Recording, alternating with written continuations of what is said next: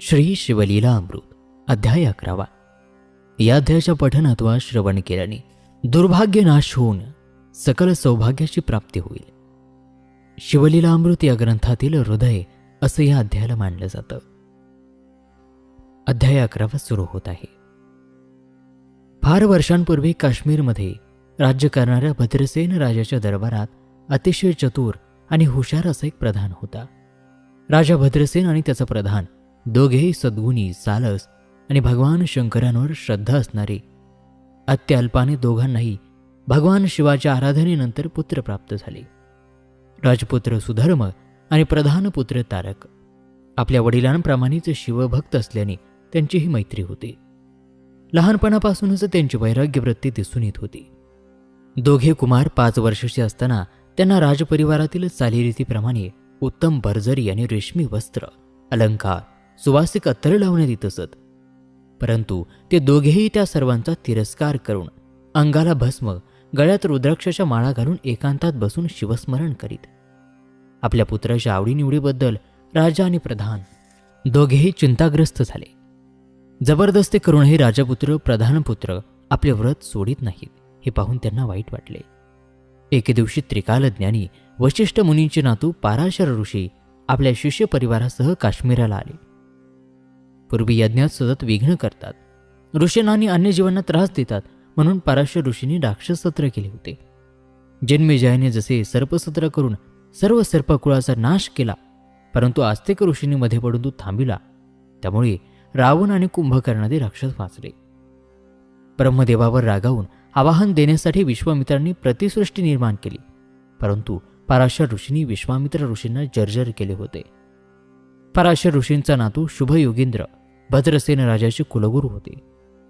पराशर ऋषी आपल्या नगरीत आल्याचे कळताच राजा आणि प्रधान तत्परतेने त्यांना भेटण्यासाठी गेले। त्यांची यथासांग पूजा करून सर्वांना वस्त्र अलंकार देऊन त्यांना सन्मानपूर्वक आपल्या राजगृहामध्ये घेऊन आले। ऋषींना नमस्कार करून त्यांनी आपली व्यथा प्रकट करीत ते म्हणाले, मुनिराज, आमचे हे दोन्ही पुत्र लहान वयातच एकदम विरक्त का बरं झाले? त्यांना राजविलास आवडत नाही।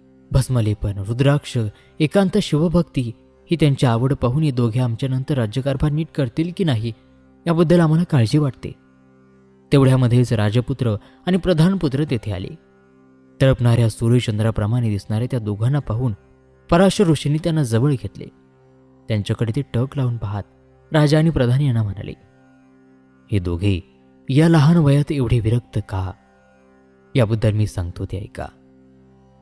फार वर्षापूर्वी काश्मीर देशातील नंदीग्राम शहरात अतिशय सुंदर, कमनीय बांध्याची, नाजूक देखणी अशी एक महानंदा नावाची वेश्या आपल्या आई आणि भावाला घेऊन राहत होती।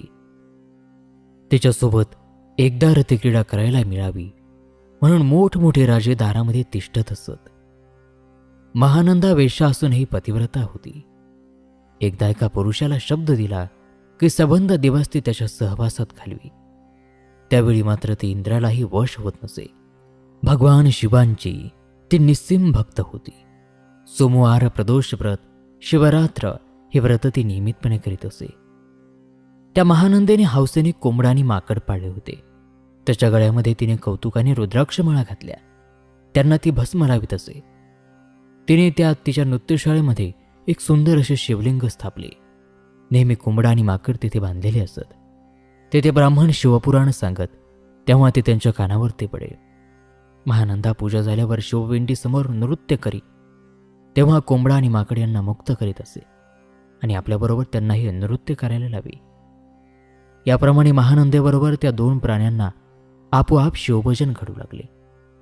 एक दिवस भगवान शंकर त्या नंदीग्रामामध्ये सौदागराचा वेश धारण करून महानंदेच्या भक्तीची परीक्षा पाहण्यासाठी आले। भगवान शंकरांचे ते सौदागराच्या वेशातील रूप पाहून महानंदा अगदी पेटावली। आजपर्यंत तिच्या आयुष्यामध्ये अनेक पुरुष आले, परंतु सौदागरासारखा रुबाबदार देखणा पुरुष तिने पाहिला नव्हता आणि म्हणून महानंदेने सौदागराला सन्मानपूर्वक घरात बोलावून हाताला धरून प्रेमाने आपल्या रत्नजडित पलंगावर बसविले। त्यांच्या आदराने चौकशी केली। सौदागराच्या हातात अतिशय मौल्यवान सुंदर रत्नकंकण होते। ते पाहून ही दिव्य वस्तू पृथ्वीवर तयार झाली नाही हे जाणकाराला लगेच कळते। महानंदा ही देहभान हरपून त्या कंकणाकडे पाहत राहिली. तिची भावना ओळखून सौदागराने आपल्या हातातील कंकण महानंदेच्या हातात घातले. अतिशय हर्ष आणि आश्चर्य झाल्यामुळे महानंदा सौदागराला म्हणाली, तुम्ही हे मला पृथ्वी मोलाचे कंकर दिले आहे. मी सुद्धा 32 लक्षणी पद्मिनी आहे. आजपासून 3 दिवस मी फक्त तुमची म्हणून सेवा करेन. या 3 दिवसांच्या काळात मला तुमच्याशिवाय अन्य कोणाकडेही पाहणार नाही. सौदागराने मान्य केले आणि आपल्याजवळील दिव्य लिंग काढत म्हटले, महानंदे, हे लिंग म्हणजे माझा प्राण आहे. ते जर भंगले, जळाले तर मी अग्निप्रवेश करेन. तेव्हा तो हे लिंग अतिशय काळजीपूर्वक जपून ठेवू. महानंदेने ते दिव्य लिंग आपल्या नृत्यशाळेत नेऊन ठेवले आणि ती सौदागराला म्हणाली, स्वामी, 3 दिवस मी माझ्या शरीराचे आपल्यासाठी आरक्षण केले आहे. तसेच हे दिव्य लिंग मी सुरक्षित ठेवीन. माझ्या नृत्यशाळेत कुक्कुट आणि मरकट आहेत, ते हे सांभाळतील. तिची परीक्षा पाहण्यासाठी भगवान शंकरांनी नृत्यशाळेला अग्नी लावण्याची अग्नीला आज्ञा केली. नृत्यशाळेला अग्नी लागताच सर्वत्र आरडाओरड सुरू झाली. नृत्यशाळा भस्मसात झाल्यावरती अग्नी मात्र शांत झाला. सौदागराने महानंदेला विचारले, महानंदे, मी सांगितल्याप्रमाणे माझे दिव्य शिवलिंग सुरक्षित ठेवले आहेस ना? शिवलिंगाचे स्मरण होताच महानंदा घाबरली. दिव्यलिंग नृत्यशाळेतच ठेवले होते. तसे काय झाले असेल याची खात्री पटून ती महानंदा हताश होऊन शोक करू लागली. सौदागर म्हणाला, मी सुरुवातीलाच दिव्यलिंगाची कल्पना तुला दिली होती. तुला सावध घेण्याची सूचना सुद्धा केली होती. आता शिवलिंगाला काही झाले तर मी आत्मदहन करीन हे ठरल्याप्रमाणे मी आत्मदहन करीत आहे. आणि असे म्हणून सौदागराने गावाबाहेर मोठी चिता पेटवली. तिला 3 प्रदक्षिणा घातल्या. ओम नमः शिवाय म्हणून सौदागर रूपी शंकराने अग्नीमध्ये उडी घेतली. महानंदा फार व्यथित झाली. तिने निश्चय केला, 3 दिवसांसाठी आपण सौदागराची पत्नी झालो होतो. पती निधनानंतर पत्नीने सती जायची अशी शास्त्रार्थ आहे. आणि मग त्या तयारीने सुद्धा तिने निर्वानिरव सुरू केली. आपली संपत्ती ब्राह्मणांना दान करून टाकली.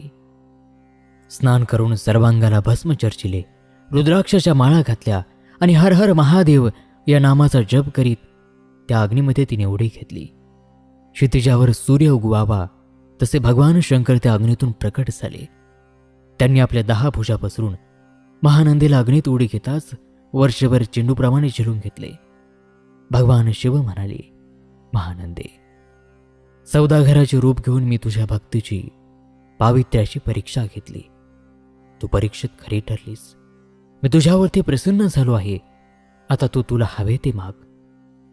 महानंदा म्हणाली, भगवान, नंदीग्रामनगर, माझे भाऊ, माझी आई यांचा उद्धार करा आणि मला आपल्यापाशी कायमचे स्थान द्या. महानंदेच्या इच्छेप्रमाणे एक दिव्य विमान आले. त्यामध्ये नंदीग्राम गावातील सर्व जीवजंतू महानंदा आई बंधूसह बसून शिवलोकी गेली.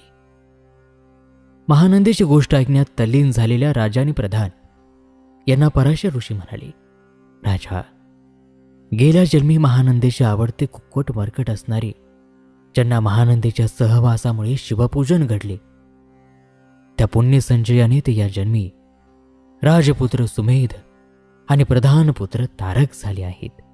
हे दोघे पुढे चांगला राज्यकारभार करतील, न्यायाने वागतील, प्रत्येक प्रजेला सुखी करून शिवभजनी लावतील.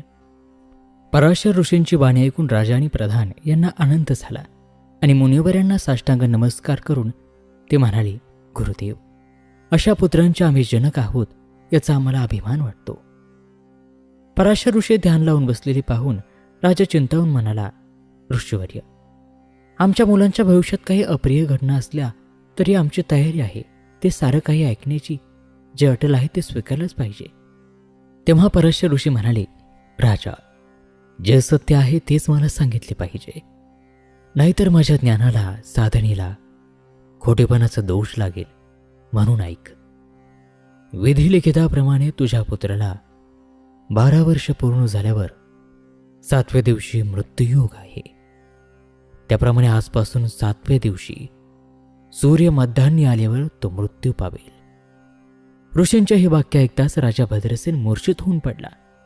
राणीचा तर शोक आकाशाला भिडला. पराशर ऋषींनी राजाला सावध केले आणि मग राजाने विचारले, ऋषीवर, यावर काही उपाय आहे का? असेल तर मला सांगा ना, मी तो करीन. तेव्हा ऋषीबरी म्हणाले, राजन, इथे शतघटांची स्थापना करून त्यामध्ये दिव्य वृक्षांची पाने आणून घटातील सर्व पाणी मंत्राने पवित्र कर. त्या पाण्याने तुझ्या पुत्राला स्नान घाल. शिवपिंडीवर अभिषेकाची संततधार धर. रोज रुद्राध्यायाची 10,000 आवर्तने याप्रमाणे 7 दिवस सतत आवर्तन कर, म्हणजे तुझे संकट एकदम टळेल. भद्रसेन राजाने नम्रपणे पराशर ऋषींना नमस्कार केला आणि म्हणाला, मुनिराज, आपण ऋषी श्रेष्ठ आहात. काळ, मृत्यू आणि शोक यापासून तुमच्यासारख्या गुरुवाचून माझे कोण रक्षण करणार? तुम्ही संकट निवारणासाठी जे जे प्रयत्न सांगितले आहेत ते मी त्वरित करीन, परंतु आपणाला प्रार्थनापूर्वक विनंती करतो, आपणच हा अभिषेक आणि 10,000 आवर्तने करावीत. तुमच्याबरोबर दुसरे ऋषीमुनी आलेच आहेत. आणखीन हवे असतील तर मी आणखीन बोलावून आणीन, पण आपण लगेचच याला प्रारंभ करा.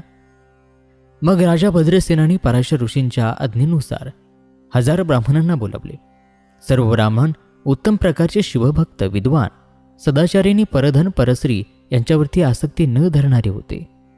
आकाशातून भरधाव वेगाने जाणाऱ्या सूर्याचा रथ शाप देऊन थांबवू शकतील असे त्यांचे मंत्र सामर्थ्य होते. असे 1000 ब्राह्मण आल्यावरती पराशर मुनींनी तीर्थक्षेत्रीचे पाणी, आंब्याची ताजे पाणी आणून 1000 घटांची स्थापना केली. पवित्र नद्यांचे पाणी, आंब्याची पाने प्रत्येक घटामध्ये घातली. सर्व तयारी होताच रुद्रघोष सुरू झाला. शिवनामाचा गजर सारखा रात्रंदिवस सुरू होता. अशा तऱ्हेने 7 दिवस पूर्ण झाले. 7व्या दिवशी पूर्वी वर्तिलेल्या भविष्याप्रमाणे यमराज बाळ सुधर्माचे प्राण देण्यासाठी राजा भद्रसेनाच्या घरी आले. मृत्यू घटका भरली. सुधर्म बेशुद्ध होऊन पडला, अतिशय व्याकुळ झाला. नंतर पराशर ऋषींनी स्थापना केलेल्या घाटातील पवित्र पाणी बाळाच्या अंगावरती शिंपडले. त्याबरोबर बाळ सुधर्म हळूहळू शुद्धीवर आला. त्याने डोळे उघडून पाहिले. अतिशय आनंदाने भद्रसेनाच्या डोळ्यातून आनंद अश्रू गळू लागले. सुधर्म उठून बसला. पराशर मुनी राजाला म्हणाले, बाळाची मृत्यूची वेळ टळून गेली, आपण जिंकलो. आणि मग त्यांनी सुधर्माला विचारले, तुला काही आठवते का? सुधर्म म्हणाला, हो, मला चांगले आठवते आहे. ज्याचे लांब सुळे, तोंडाबाहेर आलेले लाल डोळे, जटावर बांधलेल्या कपाळाला शेंदूर असा एक भयंकर पुरुष माझा जवळ आला आणि त्याने माझ्या दंडाला धरले. तो मला धरून नेत असताना व्याघ्रांबर नेसलेले, अंगाला भस्म लावलेले 4 पुरुष तेथे आले. हातात लखलखती शस्त्री घेऊन त्यांनी मला त्या भयंकर पुरुषापासून सोडवले आणि त्या भयंकर पुरुषाला पकडून मार देत देत घेऊन गेले. सुधर्माने असे सांगताच रुद्र महिम्याची सर्वांना प्रचिती आली आणि त्याबरोबर राजा भद्रसेनासह सर्वांनी भगवान शिवाचा जय जयकार केला आणि सर्व ब्राह्मणांना लोटांगण घातले. स्वर्गातून देवांनी पुष्पवृष्टी केली. मंगलवाद्य वाजू लागली. त्यानंतर राजा भद्रसेनाने पुन्हा एक होम केला. त्यानिमित्ताने ब्राह्मणांना मिष्टान्न, वस्त्र, अलंकार, मनसोक्त दान आणि धर्म केला. सर्व याचक तृप्त केले. त्यावेळी अचानक देवर्षी ब्राह्मण यज्ञमंडपात अवतरले. त्यांना पाहताच यज्ञकुंडातून प्रत्यक्ष अग्नी त्यांच्या दर्शनासाठी बाहेर आला.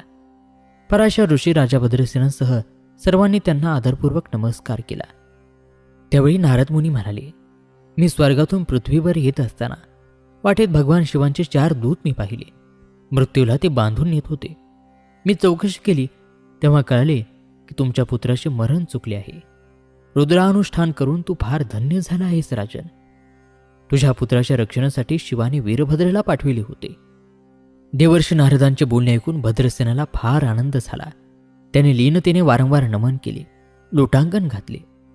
मुलाच्या मृत्यूचे अरिष्ट टळल्याबद्दल आनंदाने 1000 रुद्र करून मोठा उत्सव केला. अशा तऱ्हेने 100 रुद्र केल्यास मनुष्य शतायुषी होतो. रुद्र महिम्याचा हा अध्याय ऐकला तरी शिवरूप होऊन जन्ममृत्यूच्या फेऱ्यातून तो मुक्त होतो. पुढे भद्रसेन राजाने सुधर्माला आपले राज्य दिले. तारकाला राज्याचे प्रधानपद दिले आणि प्रधानासह राजा वानप्रस्थ आश्रमाचा स्वीकार करून तप करण्यासाठी निघून गेला. भगवान शंकरांनी दिव्य विमान पाठवून त्यांना स्वर्गामध्ये नेले. तेथे ते दोघे विष्णुलोक, ब्रह्मलोक येथे काही दिवस राहिले आणि शेवटी शिवस्वरूपात विलीन झाले. श्रुतोह हा 11वा अध्याय म्हणजे प्रत्यक्ष 11 रुद्रच आहेत. हा अध्याय भक्तिभावाने ऐकणाऱ्याला 11 रुद्र प्रसन्न होऊन मनात इच्छिलेले फळ प्राप्त करून देतात. संपूर्ण शिवलीलामृत जर एखाद्याला वाचणे किंवा ऐकणे शक्य नसेल तर कमीत कमी हा अध्याय तरी ऐकायला हवा. हा अध्याय म्हणजे एक रुद्र केल्याचे पुण्य मिळते. तर असा हा शिवलीलामृत ग्रंथातील 11वा अध्याय या ठिकाणी समाप्त होत आहे. उर्वरित कथाभाग पुढील 12व्या अध्यायामध्ये. तोपर्यंत नमस्कार, धन्यवाद. ओम नमः शिवाय.